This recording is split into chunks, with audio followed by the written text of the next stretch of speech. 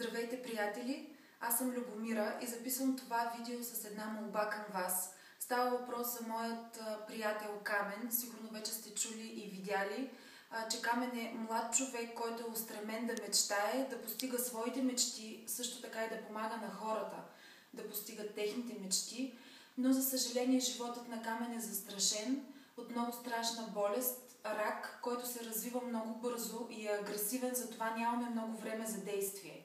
Това, което искам да ви помоля с това видео, е да включите тази година Камен към списъка си за подаръци.